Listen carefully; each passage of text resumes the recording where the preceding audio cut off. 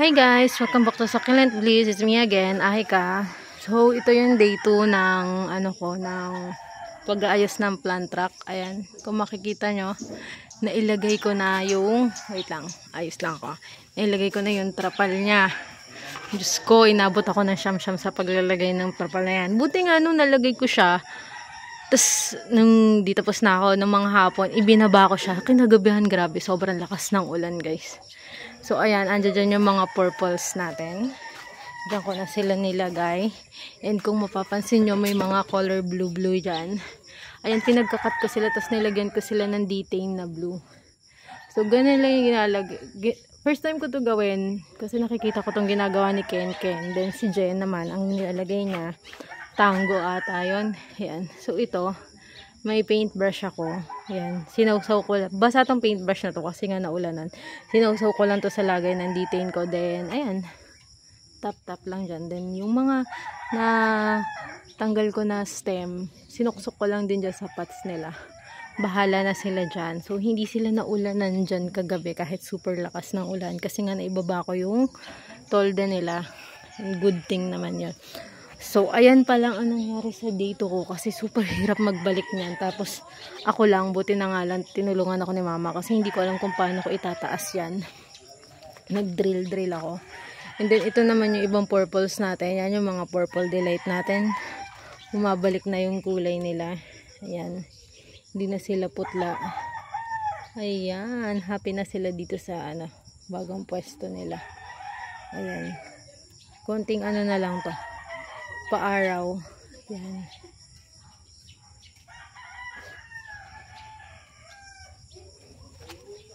Ayan. Ay. Ay, baby. Dun sa gitna. Tanggalin natin. Ay, nakahang pahiya lang natin. Ayan. Napakahaba pa ng gagawin ko dito.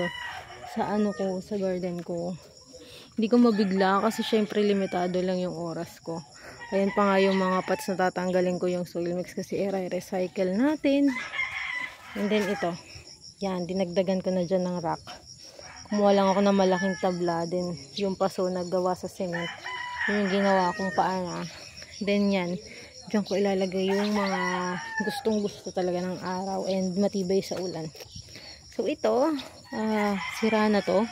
Ayusin ko ulit to. Pero sa ibang sa ibang time na kasi hindi ko nga alam, super lang ako ng super quick lang yung pag-aayos ko ng garden ko. Ayoko magtagal kasi mainit. Ayan, nagblentong na yung mga pots ko. Ay, dami ko pang gagawin.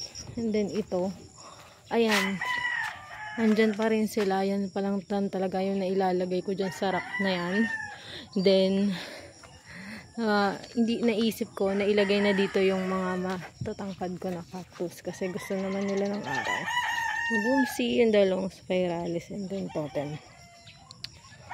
Ayan. Diyan na sila bagong ulan. Super basa.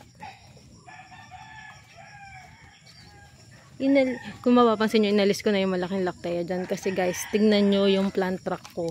Ayan. Delikado na siya. Parang mga na lang to, 20 na kagat ng kalawang.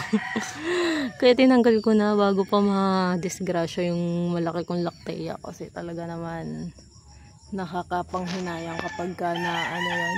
Kung mapapansin nyo, wala pa sa kagandahan yung mga plants ko, naghaba sila kasi nga nilagay ko sila sa close area.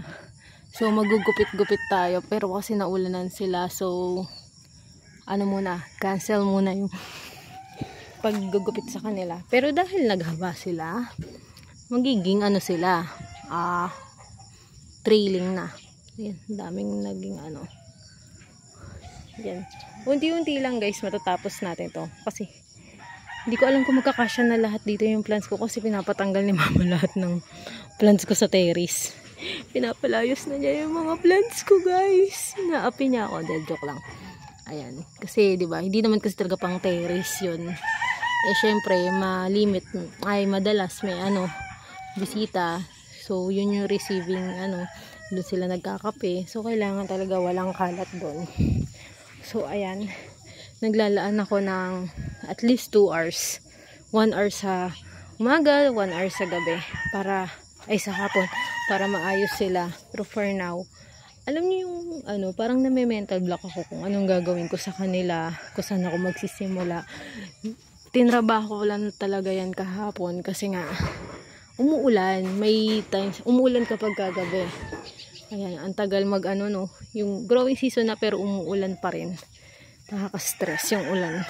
Grabe yung lakas ng ulan kagabi. So ayan, ayusin natin yan. And ngayon, plano ko lamanan ito. Yan, iniisip ko kung ano yung mga pwedeng ilagay dyan. Papakita ko sa inyo yung malaki kong lakteya kung nasaan. Nandito siya sa terrace. May mga sampay pa yung terrace namin. Ayan. Nandyan siya. Ayan, happy siya. Actually, baka hindi ko na muna yan tanggalin dyan kasi wala akong paglalagyan dyan. Kasi kahit saan ko siya ilagay, umaano siya, alam mo yung hindi siya ano, hindi siya even, nakatagilid siya. Natatakot ako na magtembuang siya, guys, kasi pag nagtembuang yan, ako tanggal ulo niyan. So ayan, ang dami pang ano, anik-anik diyan. And then ito pakita ko sa inyo. Ayan, naalala nyo yung mga baby tea lines ko dun sa ano, bathtub na pot. Ay god, tinanggal ko siya kasi may mga maliliit na scales. So, tanggal lahat. Ayan, gaya ng monkey's tail na yan. Hindi ko alam kung saan ko yan ilalagay. And everything. Parang yung mga, naisip ko yung mga cactus ko. Sila lang yung ilalagay ko dun sa may trapal. Ayan. Hi guys! Day 2. Yan, hapon na. Mga 5:30. So, ito yung naayos ko sa pangalawang araw ng pag-aayos ko. Actually, pahinga ako na isang araw. Tapos, ayan ulit. Ay, pagod na ako. So, ayan yung inilagay ko dito. Dinagdagan ko na. Inilabas ko na yung ibang cactus ko. Ayan. Yung mga blue melon. Nandito na. Ito, ano to, variegated limifolia. Pero nawala na yung variegation. Kaya inilabas ko muna. Baka babalik yung color niya. Then, ito yung lolo natin. Old man. Naka ano yan, naka rain or shine, and maano yan, matibay sa ulanan. Ayan, wala naman bago dito bukod dyan sa mga cactus na nilagay ko. And then yan, nagdagdag ako ng crested ko. Yan, ito dinagdag ko, and ito tama, ito nasa white pots kasi yan. Then ayan, dinagdag ko, nasa white pots kasi yan. Then inilipat ko siya dito sa Bangkok. Yan, yung mga mangkoko galing ano yan, Japan Homes, yung mga ganyan. Dati kasi sa ganyan ko nilagay yung mga succulent ko. Yan, maglalagay pa ulit ako ng topping sa kanila na akadama. Papalitan ko na yung ano, lava rocks dito sa mga crested ko kasi favorite ko sila. And pati dito sa mga lacteas ko, lalagyan ko din sila ng akadama. So ayan ulit ang aking lacteas. Sila ang centerpiece ko ngayon dito. Sarap na yan. Yan. Hindi ko alam ang gagawin dito sa dalawang to. Baka ilagay ko sila dun sa kabilang rock. So, ayan. Nalipat ko na din dito yung mga kiko. Yan, yung mga kiko ko. Nagkamali nga ako hindi naman sa totally nagkamali. Binili ko naman kasi talaga tong pot na to para sa mga kiko babies ko. Diba ang dami ko nga yung gymnos. Parang gusto ko sila ilipat dyan.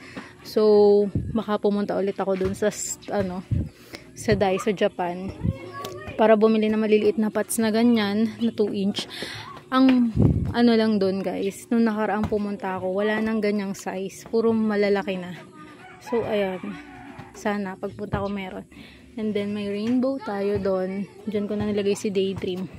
Ito, wala pa. Bala ko, Echeverias lalagay ko dyan. Yan, makalat pa guys. Ayan, naiwan yung isang natin dito. Cactus.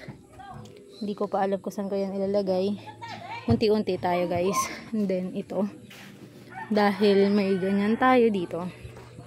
Ayan, I mean yung chicken wire, ginawan ko siya ng Diyan ko na lang nilagay yung iba kong hanging. And then, ito, yung purples ko, diba?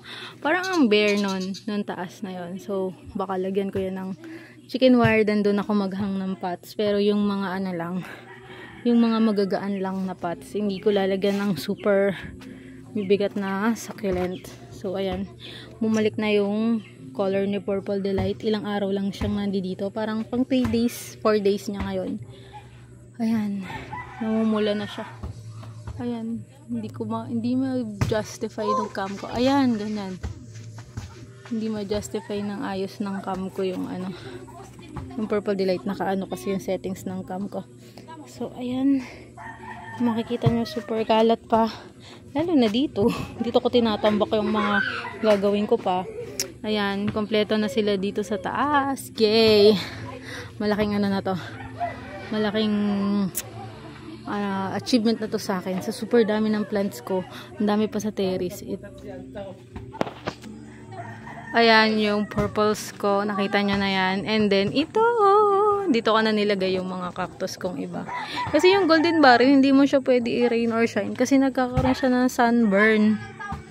Ayan. So, dyan nilagay ko yung golden barrel na isa. Then, yung devil's tongue natin. Ang kinis ng devil's tongue. Ayan. And then, yan. Nandiyan dyan yung dalawang kiko. Ito yung mother plant ko na kiko. Then, ito yun din. Yung mga baby kiko ko, dyan galing. Yan, sa kiko na yan. Ayan, nandiyan yung mother kiko ko. Then, nandito yung haworthia ko. Dahil hindi niya naman kailangan ng sunlight. Siya yung nilagay ko dito sa pinakasulok. I mean, matinding araw. So, siya yan. And then, ito yung mga propagation ko ng Lactea White Ghost. Yan yung mga niya. Mga straight form. Kinagkukuha ko. And, in the future, mag-aana tayo nyan. Mag-popropa. Then, to. Kinat ko yung flapjack ko. Yan. Tapos, nilagyan ko ng detain. Yan. Super dami ko pang aayusin talaga. So, bukas ang ating third day ng pag-aayos. Ito ang aayusin ko. Yung baba. Sana maayos ko. And, ito nga pala. Dinagdag ko nga pala to. Diyan ko muna nilagay yung ibang plants. Ayan, sabog-sabog pa nga yung plants ko, guys. Grabe. Alam nyo ba, guys? Ayan, pinagsama ko na yung pink kalanchoe, yung lavender scallop, tsaka yung Indo lavender scallop. Kasi wala na akong space. Alam nyo ba, guys? Nasa pot ni, Indo scallop yung, frog.